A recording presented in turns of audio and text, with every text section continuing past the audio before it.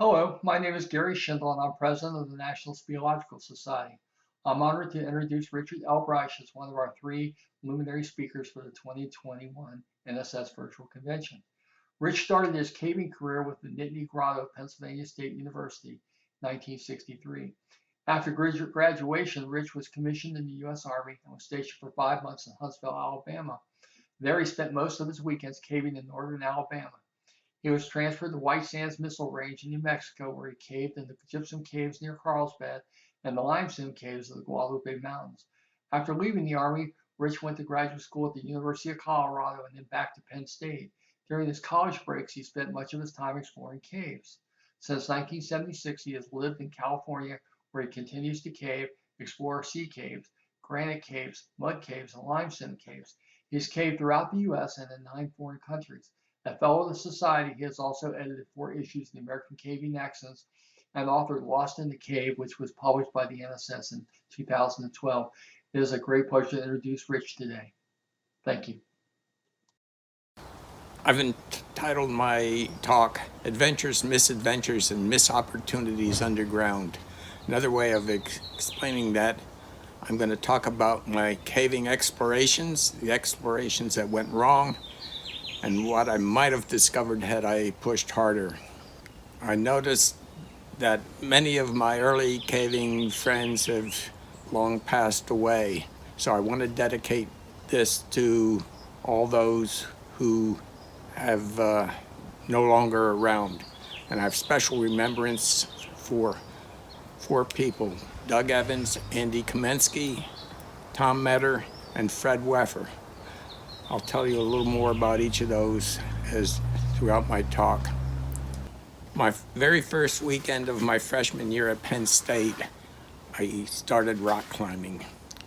My brother Alvin, who's a year younger than I, joined me at Penn State the following year. He also became a rock climber. Al and I both attended a few Nittany Grotto meetings, but it wasn't until February 1963 that we went on our first grotto trip. Somehow when they told us about the trip, I somehow did not hear that Milroy Cave was considered the muddiest cave in Pennsylvania. We should have brought a change of clothing, but somehow we missed hearing that. This photo is not from our first trip, but a couple years later when I had more experience and I was leading trips to Milroy Cave.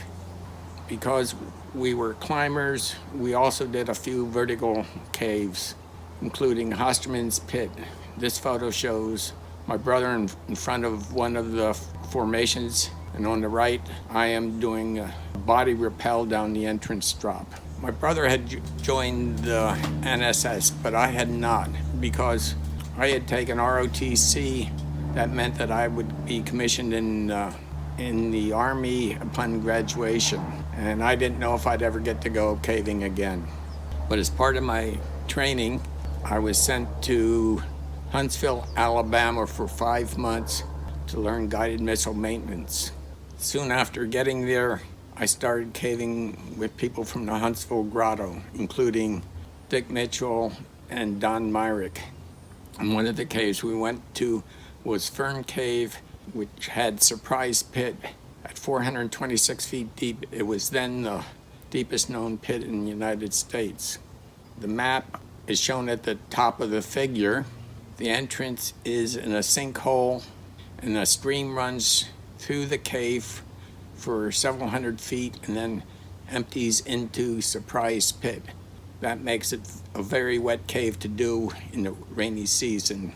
So it would be nice if there was a drier place to rappel from. The bottom portion of the picture shows the large drop. Here are some photos that were taken when Dick Mitchell was putting together the slideshow called Into the Depths of Fern. On the left, the lighting is from fireworks. I think it may have been sparklers, but I'm not sure anymore, that were tossed towards the man on the rope, trying to get close to him to light him up, but not hit him with the fireworks. The middle photo has several large flash bulbs. Each flash bulb was about this big, about the size of a lamp bulb. And to fire them off, we had to carry a 12-volt battery up into the cave. On the right photo is taken from the floor of the cave, looking directly in. This is how I participated in making the slideshow. On my very first trip, I happened to wear a brightly colored shirt. As a result, I became the model in many of the photos in the slideshow, and I was told to always wear that shirt whenever we were making the photos for the slideshow. Also, around the edge of the pit, there was what's called a step across, which was a large step, as you can see on the right-hand side. I was belayed across this, went around the corner, put in a piton, and then we strung a rope and tied off on both ends. And this was a handhold and a safety when going across this step. I made 5 trips to Fern, but I only descended the pit on the last trip. I think I set a time record for rappelling the pit. I was using carabiners and brake bars, but they got all twisted up, and I had to feed the rope through the carabiners. I think I took an hour and a quarter, and I doubt if anybody's ever taken any longer to do that rappel. On my last trip, I asked one of the Huntsville Grotto members, and unfortunately I can't remember who it was. I said, "Are there any other caves on this mountain?" But I do remember his reply. He said, "Nah, there's no other caves around here." Then he paused and said, "You know, I'm not sure anybody ever looked." Shortly after I left Alabama, people did start looking around on that mountain. First they found a cave they called the morgue. It was because there was a lot of dead bats near the entrance. Later they found a new cave they called New Fern Cave. Eventually all 3 of those caves were connected, and it now has over 15.6 miles of passage. Of all that passage, I may have seen about a quarter of a mile. The book Vertical Bill is about Bill Cuddington, and includes the story of him descending it into the pit. Into the Depths of Fern is the title slide from the slideshow. The Army asked officers where they would like to be stationed. Since I was single and wanted to see the world, I put down Germany as my first choice because I had taken some German classes in college. Then I listed 6 other foreign countries. The Army doesn't promise that you will get your choices, so they assigned me to White Sands Missile Range, New Mexico. Once there, I started climbing the Oregon Mountains, which border White Sands Missile Range. Each of the peaks shown has several routes up it, and each one is about 3 to 5 pitches to get to the top. While I was at White Sands, I only met one other person in the military who was interested in either climbing or caving, and that was Doug Evans. Doug was interested in both. On one occasion, we were putting up a new route of one of the peaks on the left side of the long photo. I was leading the pitch. I was about 7 feet above my last piton when I slipped, so I therefore fell about 14 feet before the belay even started to slow me down. So Doug saved me by his belay. That was the only time in the years that I was doing rock climbing that I ever took a fall while leading a climb. The photo of the right is Doug Evans at the summit of that peak. In June of 1966, the NSS had a story by Dick Mitchell and John Veach about, it was called A Problem with Fern. That issue of the NSS News was devoted almost entirely to stories about Fern Cave.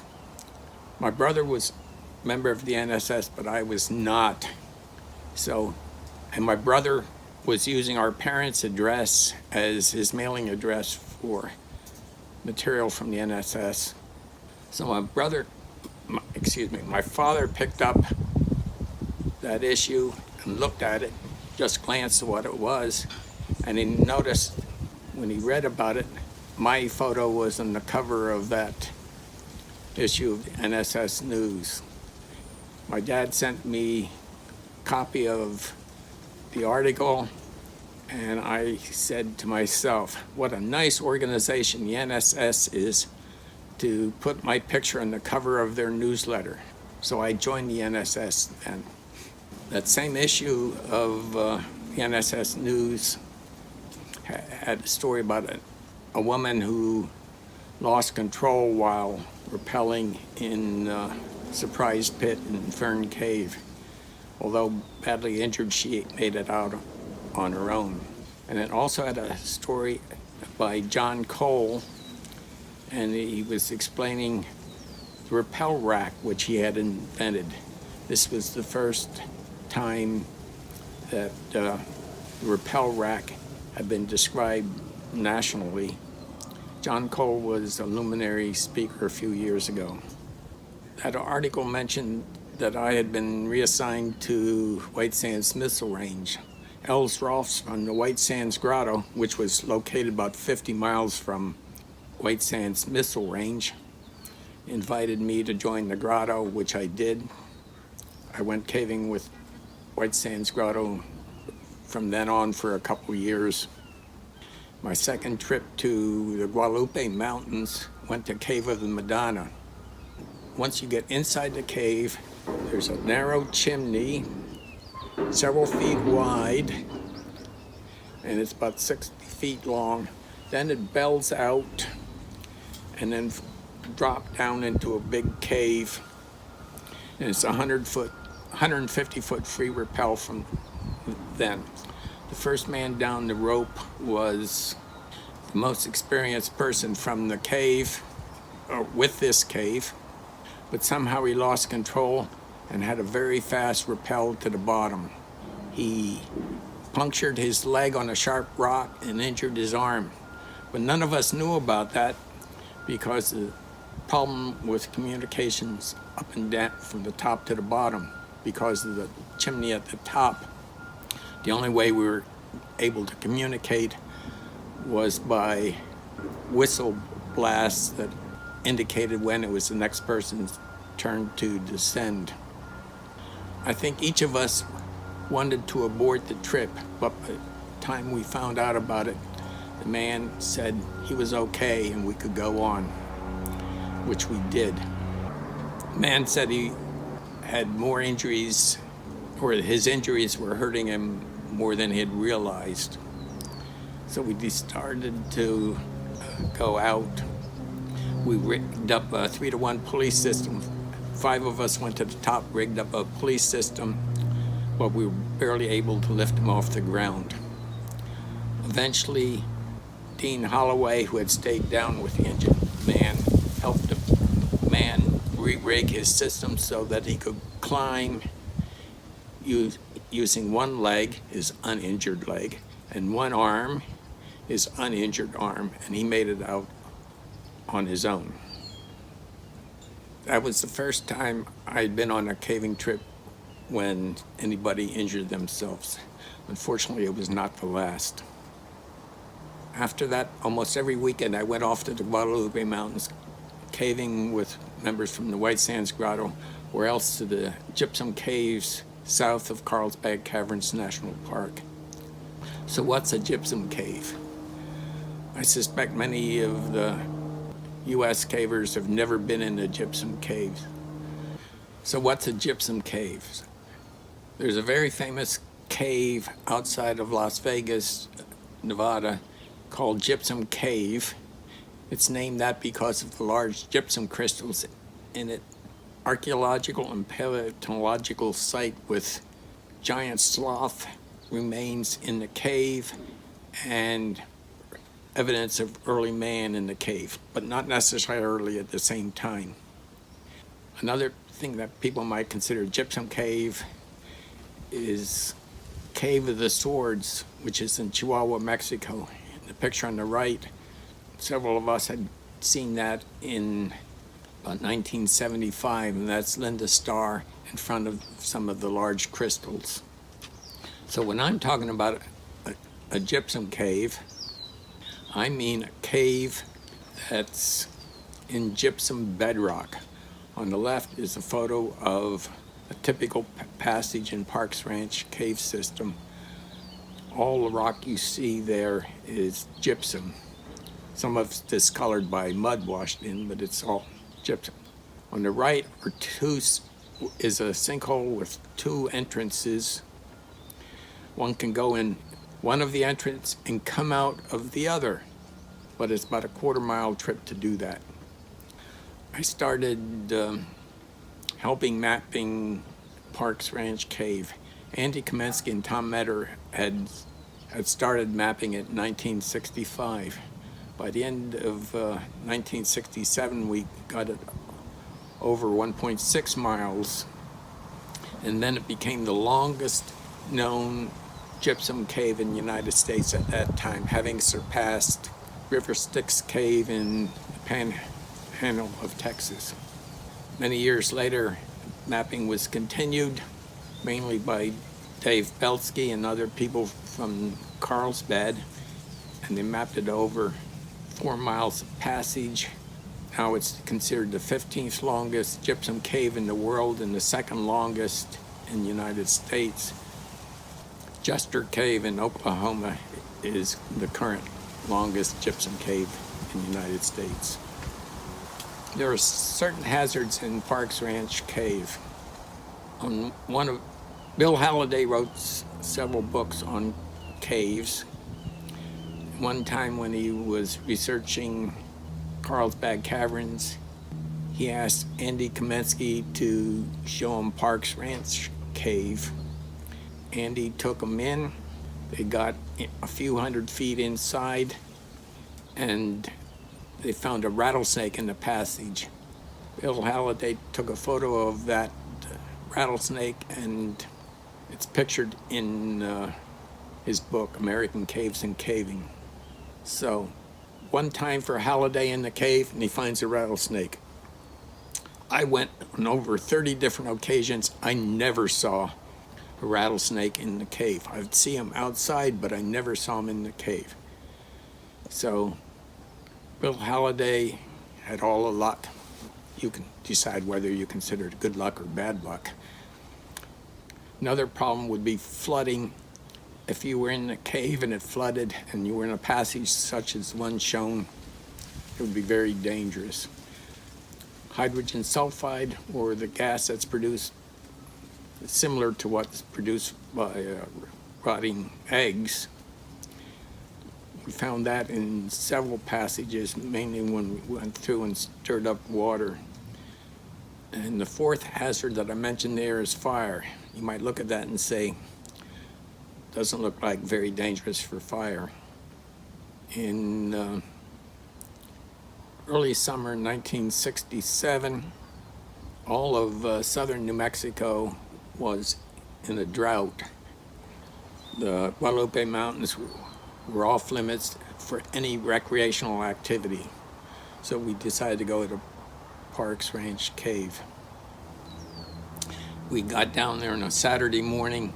It was a beautiful sunshiny day, and I said to the others, you know, we're gonna just get wet and mucky within an hour after getting in. Instead, let's just go and see if there are any other entrances nearby. We've always been going in the same entrances. So that's what we did. We picked a line to go.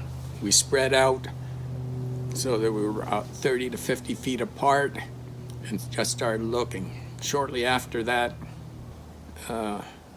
somebody found a sinkhole, and we all started going over there. By then, Andy Kamensky was calling to me. He says, Rich, I have one for you.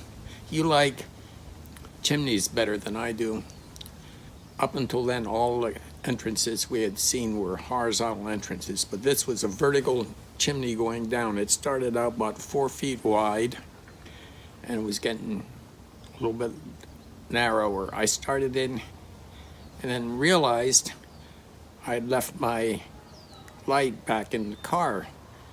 And it turns out everybody else had left their lights back in the car. I said, I can't see. I may be at the bottom or may be very deep. I can't tell. Andy Kamenetsky says, no problem. He was right at the entrance. He goes out, grabs some dried grass, tied it in a knot, and hands it to me. After he handed it to me, he took out his cigarette lighter and lit it. So now I'm holding some burning grass. Now I'm peering down into the cave. Yes, it does go deeper. It goes about at least 10 feet deeper. Can't quite see the bottom yet, but the grass was about to burn my fingers. So I dropped it and I watched the flames as they went down. And now I see what's at the bottom.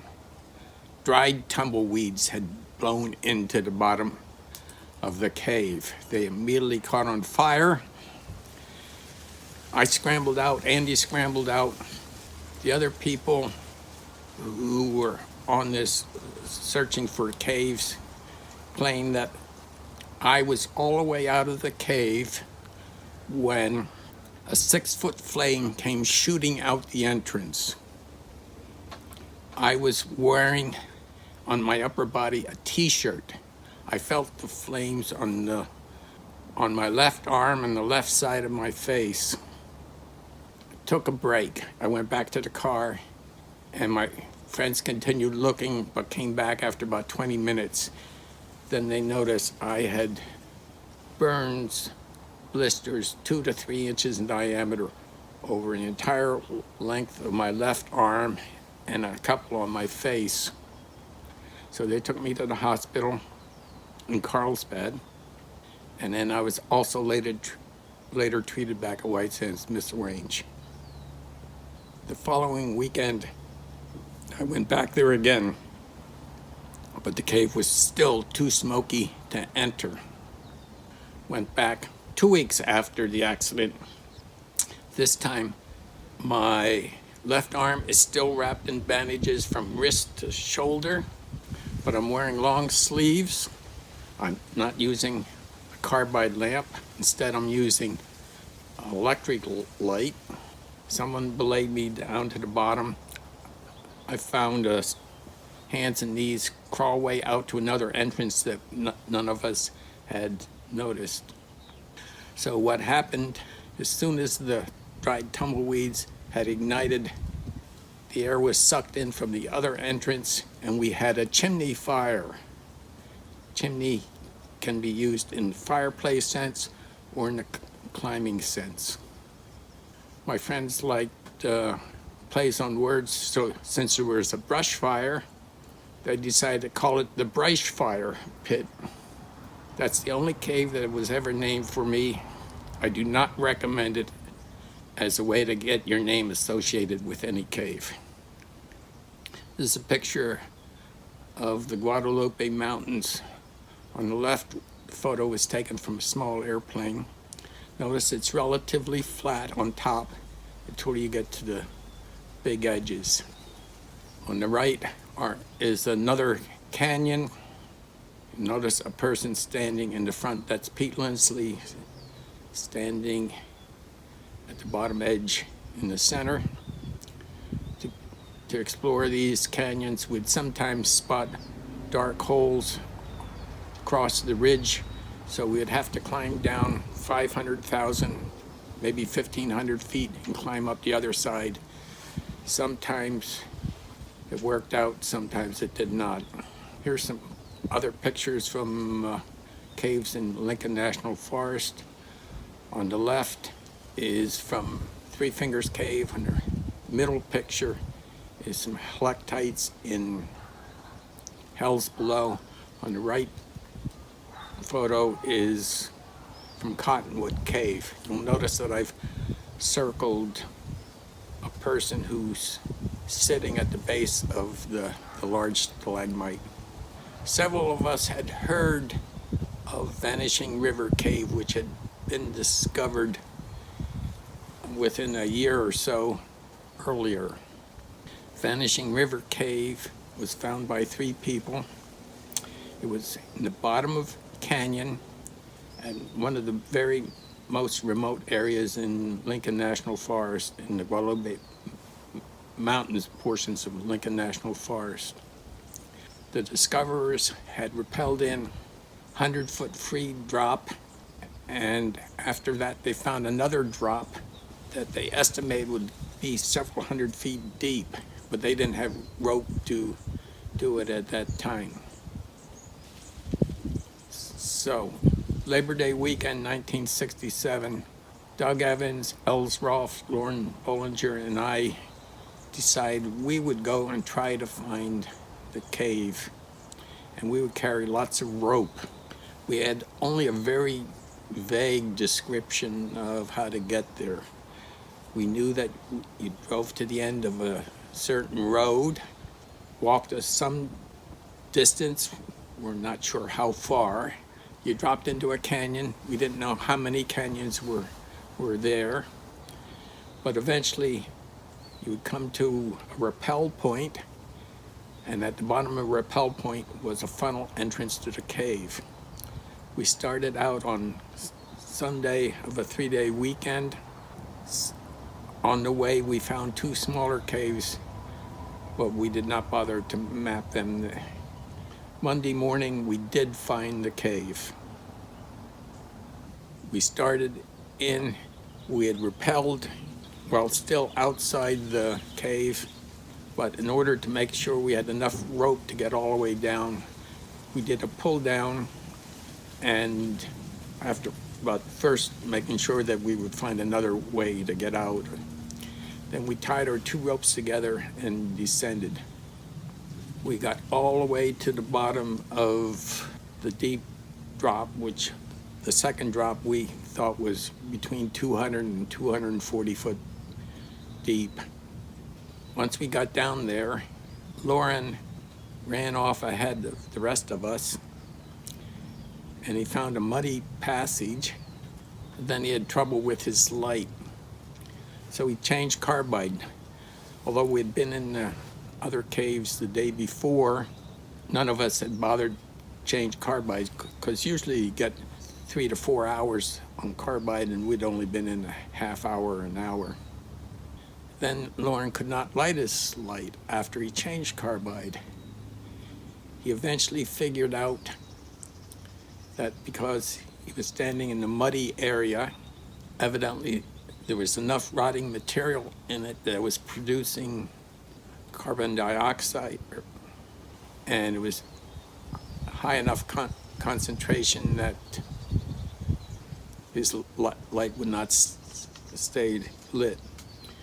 When he came back and told us about it, I said to everyone, we don't want to mess around with it if it has high concentrations of carbon dioxide. Since I was standing near the rope, I said, I'm getting out, and as soon as I get out, get up, you guys ought to come up also. I got about halfway up the large drop, and my light went out, not because of high concentrations of carbon dioxide, but because we hadn't changed carbide from the day before. I found a chalk stone that I could go and sit on, and I said to the others below me, I'm changing carbide now, but while I'm doing that, you guys come up. So first Doug came up and passed me, then Lauren passed me, then Els was just starting to come up when we heard some rocks falling, and then a big oof. And I remember Els shouting up, watch out what you're doing. You know we're still below you. Lauren replied, that was Doug, he fell. Doug had gone all the way out of the cave, but he did something and he got too close to it and he had fallen back in 100 feet. Els and I climbed up to there as fast as possible. Doug indicated that he had great pain all over. He could not pinpoint it. And shortly after that, he passed out. Since we'd all come in my four-wheel drive vehicle, I would be the one to go out to get help. Els, being a Red Cross First Aid instructor, would stay there, and Lauren would help Els relieve him if possible. So I started up. I did find a way to get above the dry waterfall and go back to my car. By then it's late in the afternoon. As I approached my car, the sun was just setting below the mountain. And I looked and I saw my car and it looks all lit up. And I thought, that's strange. The setting sun is reflecting off something, or maybe it's refracting on the windows. But I was wrong. When we had left the car a day and a half earlier, one of us had evidently bumped the light switch in the ceiling of my car. The interior lights had been on for a day and a half. My battery was dead, or at least too dead to start the car. I refilled my canteen with water I carried in my car. I grabbed something to eat. I grabbed an extra flashlight that I had in my car, and I started walking. The only place to get help was at the McCullum Ranch, 7 miles away. I was within a half mile of the ranch when I saw headlights coming towards me. I waved him down, but it was the rancher, and with him was Katie, Lauren's girlfriend. She had decided not to come with us, and she had spent the weekend caving with other people from Albuquerque. But the other cavers had left hours earlier, and then she had walked to the ranch to get help. We returned to the ranch. He started up his generator because he was way off the grid. He did have a radio when we called for help. Eventually got through to the sheriff's department for Eddy County. They're the ones who call out the Eddy County Search and Rescue. I got on the radio. I described the accident. I named the victim. I said he was in the military stationed at White Sands. And then after that, waited. Since it's about 50 miles from the town of Carlsbad, it was more than an hour wait. The first man to arrive introduced himself and said he was a medical doctor and he worked with the search and rescue department, or search and rescue team. He asked me about the situation. I described Doug's condition and where he was located. And from my first aid experience in both Scouts and the Army, I pretty much knew what he would say. He would say something like, he could have many broken bones. He won't know until we get him to the hospital. He might be in hospital for a week or more, and then recovery might be much longer. But that's what he said. He looked at me and said words I won't ever forget. He said, he's probably dead now. If not, he will be before we get him out of there. It was another half hour, I don't know, before the rest of the search and rescue team arrived. I had asked them also to contact Andy Kamensky. When Andy arrived, I told him what the doctor said, and Andy was more optimistic. It seemed to me that the search and rescue team had no idea, or not a good idea, how many people had been contacted to participate in this rescue, and of those who had been contacted, how many had agreed to come. But after a while they said, this is probably the number of people who are going to come. I noticed the doctor talking in private to the other people on the search and rescue team.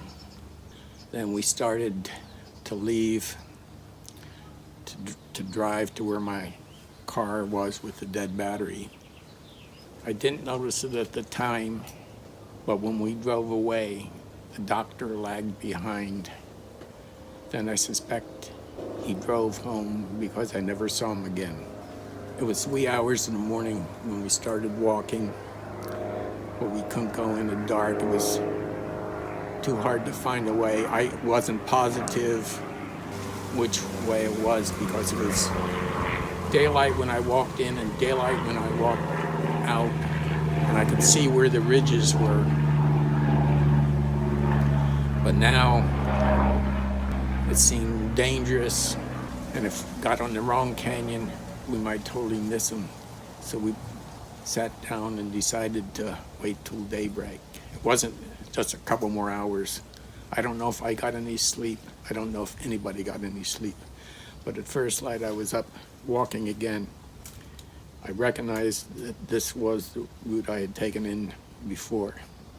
It was still some time before we got down to the cave.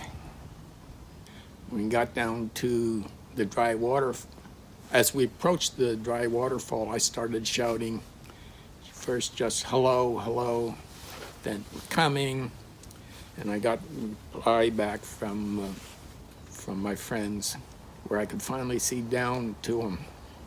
The first thing I said was, how's Doug? The reply was, you're too late. When we got to the mouth of the cave, the people from the search and rescue team could or would not go into the cave. I don't know if they hadn't been told that the accident had occurred in a pit and you needed vertical gear, or maybe they had not been trained in vertical rescue. Els had given artificial respiration and enclosed heart massage for an hour or two after the accident, before it became evident that Doug was dead. In the meantime, Lauren, when he tried to climb out, he had some problems with his chest sling, and it broke, and he could have fallen, but he had to hold on with one hand to prevent from falling backwards, and then retie it with the other hand. So he didn't want to go into the cave again. Although Andy Kamensky did vertical caving, he was never very comfortable on a rope. But it was down to Andy and me to rappel down. I rappelled down, bottom belayed Andy when he came down. Then the stretcher was lowered, and we put Doug's body into the stretcher, strapped him in. They were hauled out, and then Andy and I went up. By then, the search and rescue team had started to carry the body away. They had gotten above the dry waterfall. We picked up all the remaining ropes and all the other gear, and then we followed out. And we'd only gotten a few hundred feet beyond the dry waterfall when we found the stretcher. The search and rescue team had disappeared. They just left the stretcher right where it was. Els, Andy, Lauren, and I figured we did not have the strength to carry it the several miles back. So what we did, we put the stretcher off to one side, then found some stones to pile on top to discourage any scavengers from trying to eat it, the body, because we had no idea how long it would be before. Then we continued out. For some reason, we did not try to jumpstart my car. I got back to Andy's home. I called White Sands Missile Range and reported the accident. But it was a full other day before I got back. When I eventually got back, I was told to go check in at the medical clinic. Okay. I went there expecting to get an exam or something that they wanted to do. Well, I was told to spend the night, and I said, I don't need to spend the night. And they said, that's an order. So I spent the night. Within 20 minutes after getting there, I had a visitor. It was the commanding general of the base, wanting details. Two things. A helicopter had gone in to try to retrieve the body, but they had no idea where to look. And two, somebody military had been in contact with Doug's parents, and I was supposed to, the general asked me to escort the body back once that body was retrieved. The following day, the general got one of the largest helicopters from Fort Bliss to fly in to the Guadalupe Mountains. The helicopter could not land, but other people had rappelled down and were able to retrieve the body and take it back to Fort Bliss. I think it was a day later, I was on a plane that the Army had hired to take Doug's body back to Michigan, where Doug had grown up. It was a small plane, just big enough for the pilot and me in the cockpit, and most of the rest of the plane was a case with Doug's body in it. This is a picture of Doug Evans, taken out on Lonesome Ridge just a couple months before his accident. As I mentioned, he had climbing experience in the Tetons, climbed with me in the Oregons. He saved me the only time I ever took a leader fall. Both of us had gone to the NSS convention. That was my first, it was the first NSS convention for either of us. Much later, in the early 1972, I got interested in a phenomenon that only occurs in gypsum karst, never in limestone karst. If you have anhydrite, which is calcium sulfate, and you add water, it makes gypsum. If the anhydrite is near the surface, you have several layers of anhydrite near the surface, you add water, it makes gypsum. But the process expands by estimated 39%. So if the top layer is going to expand, how can it do that? The only place it can do is bubble up like this. So I started referring to them as gypsum bubbles. This photo is from geology papers about Alabaster Caverns, which is a state park, and a tour cave in Oklahoma. His first paper has made a mistake and said it's alabaster to gypsum. No, it's anhydrite. And he later had the same picture in another paper, but he had it corrected. Here's some examples of some gypsum bubbles that found near Parks Ranch Cave. I thought that they were interesting, and I wanted to investigate the shape of these. So how we did it, and put a stick that I marked off every 20 centimeter interval, put the stick over on top of the gypsum bubble. If the bubble was here, then I could measure down to the surface each place. And by this, I could get an array of points, square in a 20 centimeter grid. A grid with points every 20 centimeters apart. So here's some contour maps that I made of 2 of the bubbles that we measured. Then Fred Weffer was much better at differential equations than I was. He came up with 3 differential equations that describe the hydration process, gravity, and shear. And from that, he combined those equations and said they should be, the equation for the curve should be a polynomial in the 4th degree. This photo shows, and there's a term K in there, which has to be between 0 and 1. And it depends on several things that I'm not going to go into.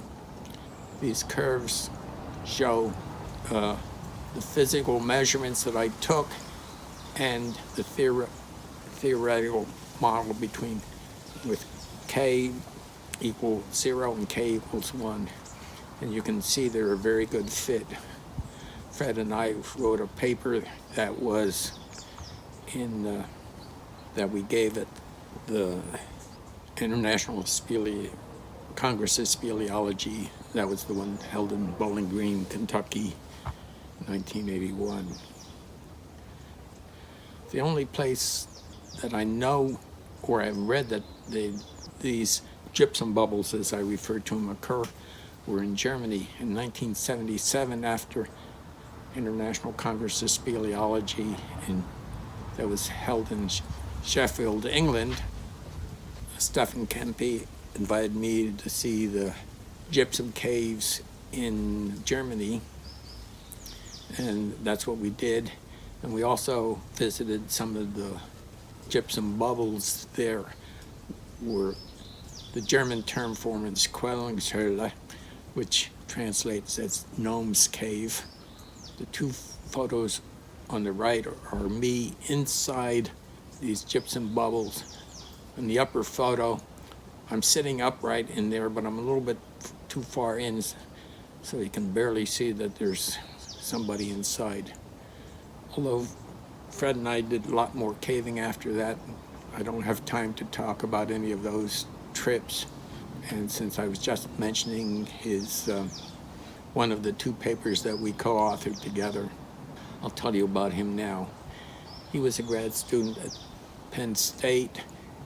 When I was a grad student at Penn State, he was chairman of the Nittany Grotto, and he later became executive vice president of the NSS, and eventually president of the NSS. Unfortunately, he developed some tumors that greatly reduced his mobility when he was in his 50s, and they eventually killed him. I'm not sure whether he was president of the NSS when he died, or he may have relinquished or resigned from the president when he knew that he did not have long to live. I'm not sure which is right. He was succeeded as president of the NSS by Hazel Medville. He was very interested in Butler Cave, which is in Virginia, and he had a book that was about it, a novel that he wrote about it, but it came out after he died. In 1972, heard about a big project on the Pecos River in eastern New Mexico. The Pecos River runs down eastern New Mexico, runs south down eastern New Mexico, runs through the town of Carlsbad, eventually gets to the Rio Grande River in Texas. There was a dam that created Lake McMillan. The dam leaked, so the Bureau of Reclamation's idea to correct this was to go downstream and build a bigger dam and higher, and it would eventually flood all of that area. On the photo on the right, or on the left, I'm dropping a rock into one of the earth cracks near the bluffs there, trying to find out how deep that crack is. Photo in the middle, Tom Metter is looking at some holes. On the right is the location map. It's kind of easy to know why the dam leaked. It was built on gypsum karst. Gypsum karst is something like 10 times more dissolvable, or easily dissolved, than limestone. So when you have any water built up, such as behind a dam, any cracks in the rock are going to be enlarged. Tom Metter and I went and found 3 caves there that we mapped. The largest was called Coffee Cave. It was over 1.4 miles long. In the picture in the map, the Coffee Cave, where the words Coffee Cave are, that's where the water would be, and they went through holes and gradually enlarged. Wrote an article that we put in the NSS News trying to get people to argue with the Bureau of Reclamation about them building a dam. I sent a copy to the Bureau of Reclamation.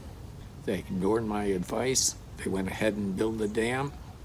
I think all the caves we discovered are now underwater. I've never been back to see.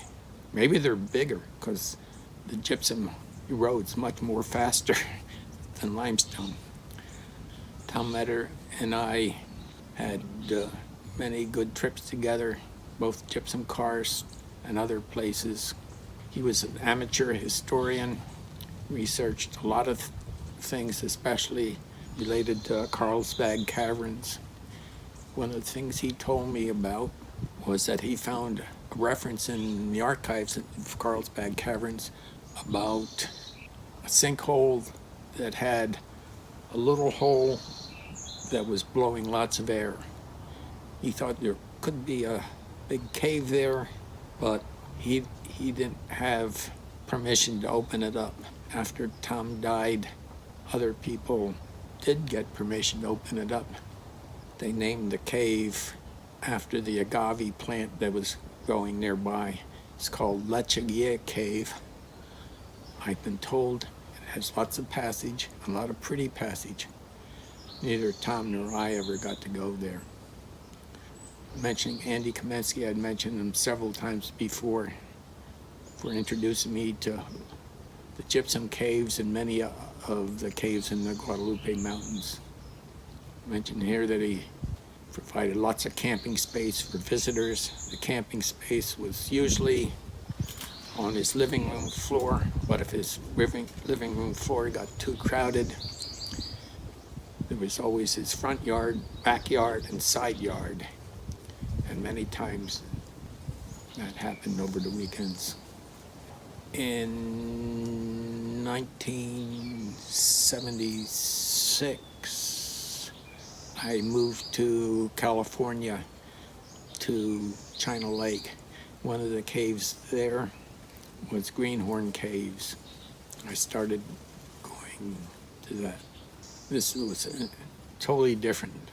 These were not solutional caves, they were more big fault caves. They're in igneous rock. Here's some pictures, very tight caves. The people who helped the most were Bob Richards, who many of you know for his excellent maps, and Jay Arnold, who was editor of the NSS News for a few years. Here's a map of Greenhorn Caves. Somehow I didn't realize how misleading this map that I drew was until I started preparing for this slideshow. It seems to show the cave right below the mountaintop. That's not the mountaintop that I'm trying to depict here. That's the bottom of the canyon. Greenhorn Creek starts way off to the left and flows for several miles and then sinks. If there were ever this stretch of caves were ever connected, the caves would have a vertical extent of 200 meters. As it is possible to drop from the top and go 150 meters deep. And there's only been one other trip that has gone from the upper entrance and came out the middle entrance. They had some problems, almost could have been a tragedy, but they were able to find their way out, but it took them 15 or 20 hours longer than they had planned. I wasn't on that trip, but it's written up in American Caving Accidents. I moved to San Diego in May of 1981, and I was invited to go on an expedition to Papua New Guinea the following year. It was organized by 3 cavers, Don McCrowski, who is an American, who was married to Neil Montgomery, who was an Australian, and the other organizer was Neil Ryan, who was an Australian who had lived in Papua New Guinea for about 10 years. Neil Ryan had found out about limestone karst area on Mount Cayenne. From the aerial photos, knew there were sinkholes high up on the mountain and large springs that came out of the mountain about 5,000 feet lower. So the idea was, we'll go to the upper sinkholes, find the right cave, and go all the way down 5,000 and make it one of the world's deepest caves. That was the goal. The expedition was very large, with 29 cavers from 4 countries, plus we hired 3 local men to help at camp. It took me 8 days to go from San Diego just to get to the base camp. First it was many long flights, then by truck for about 80 miles, the roughest 4-wheel drive road that I've ever been on, and I've owned several 4-wheel drive vehicles. Then there was going to be a hike of about a day and a half. The day before we were to start that hike, had some free time, and we were walking, and I saw this man, and he came out of his house when he saw us passing. I wanted to be polite, but I knew I didn't speak his language. I doubted he knew any English. So I pointed to my camera, I pointed to him, and by gesturing, I asked if it was okay to take his picture. He nodded okay. So I put my camera up, took his picture, and as soon as he heard one click, I found out he knew one word. Money. Money. Money. I thought I did not want to argue with this man. I'm not good at negotiations, and I know I'm very poor at negotiating if I don't understand his language and he has a bone through his nose and an axe under his belt. I talked to the other fellow who I was walking with, said, "What should I do?" And he indicated he didn't know, but he moved away from us as fast as he could. So I ended up reaching into my pocket, and I did have a couple coins I'd gotten in the airport when I bought something a few days earlier, and I handed him the smallest coin I had, which was worth about 70 cents in US money, and I gave it to him, and he was very happy. I later found out that was roughly an hour's wage had he been working in the mines, the gold mines in the mountains near Porgra. We walked in, as I said, it took a day and a half. Then our first thing was to build shacks. Don McCrowski and the 2 British cavers had gone in about 2 weeks earlier to first find a base camp near water, in a clearing, and presumably fairly close to some of the sinkholes. So we spent 4 or 5 days constructing camps. After that, we started looking around. Here are some of the typical trails. On the left, Jim Pizarrowitz and Louise Hose on a jungle trail. About 6 weeks later, Jim injured his leg walking on a similar trail, and he had to be helicoptered out. On the right, I'm walking through some mud. I'm wearing Wellington-type boots that are rubber boots that come up to your knees. But I should say, not all trails were like this. Some were much worse. I sometimes went in up to my crotch. Probably the best cave we found was number 1, Ananda. On the left is a photo of Carol Vesely in front of some of the formations. On the right is the map that she drafted of the cave. One of the things I found most interesting about this cave was that it had swiftlets in it, and the swiftlets were flying into the total dark portions of the cave and building nests in the cave. The swiftlets are closely related, or in the same family as the swifts that occur in the United States. But there are about 16 species of swiftlets, of which 8 species live in New Guinea. Some of the species of swiftlets can echolocate and some cannot, and there's other species the ornithologists still haven't determined whether they can or cannot. This is a list of things that were accomplished on our expedition. First of all, I should say we did not find the big cave we were looking for. I think one of the discoveries was number 1, Ananda Cave, and the swiftlets that lived in the darkness. Surprise River Cave. There was another cave, Luaro Kundu.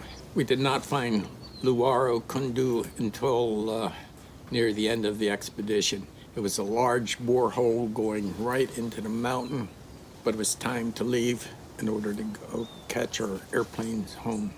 There was originally a plan to publish a separate report about the expedition. That never came about, but several articles about the expedition occurred in the December 1983 issue of the NSS News. A couple years later, the book Beneath the Cloud Forest was written. It's strictly about caving expeditions to New Guinea. American Caving Accidents is an annual compilation of caving accidents that occurred in America. It was the idea of Rain Curl, who was a professor at University of Michigan. He came up with the idea in about 1967. He based it on accidents in North American mountaineering. I've listed the editors, different issues of American Caving Accidents. Rain Curl was later president of the NSS, and even later he was a luminary speaker at the NSS convention. Back in 1967, I became interested in how one would organize a search party if one had to find a person lost in a cave. This is assuming that the lost person is moving at the same time the searchers are looking for him. This turns out to be a very hard mathematical problem, and it hasn't been completely solved. Special cases have been solved. I wrote a book called Lost in a Cave.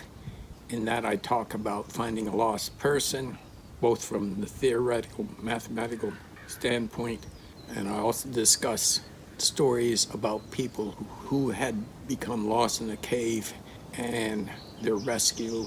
I also discuss some of the statistics, like who gets lost.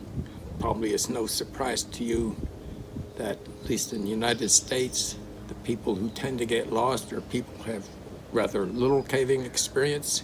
They're in their teens or 20s, and they're male. And my book was published by the NSS. So here are ideas that I'm interested in. I mentioned being interested in gypsum karst in the United States. Gypsum karst occurs mainly in New Mexico, Oklahoma, and Texas, although there are gypsum caves in a few other states. I mentioned talking about measuring gypsum bubbles to see if the fourth-degree polynomial works for all bubbles. As far as I know, nobody else has tried to duplicate those measurements. I mentioned caves in granitic rocks in the United States, and that's mainly in California, Colorado, and New England, New Guinea. I mentioned the big borehole that was continuing. As far as I know, nobody's ever been back there. The swiftlets, there's conflicting information in ornithology literature about the swiftlets. Cave accident statistics. I believe that far fewer caving trips are occurring in the last 2 years because of COVID. After the 2020 and 2021 American cave accidents published, we'll find out if that's true or not. In November 1977, I wrote an article about cave fatalities, and this was published in the NSS News. There was one thing I noticed when I gathered the data, that the number of cavers who died in vertical accidents was very highly correlated with the growth of the NSS, even though many of the vertical accidents were not NSS members. But the data is over 40 years old. The NSS is not growing the same way it was back in the 60s and 70s, so it'd be interesting to find out if that's holding true. And I also mentioned the mathematical problems. That's only for people who really like math. So those are the ideas that interest me. Now, as final thought, do not simply follow in the footsteps of the ancients. Seek what they sought. That was from a Japanese haiku master in the 17th century. That's the end. And as a supplement, I have slide 41 lists people who took the photos that I've used in this talk. I've gotten assistance from these 4 people. If anybody's interested in digging deeper into anything that I've mentioned, this is a list of references. The end.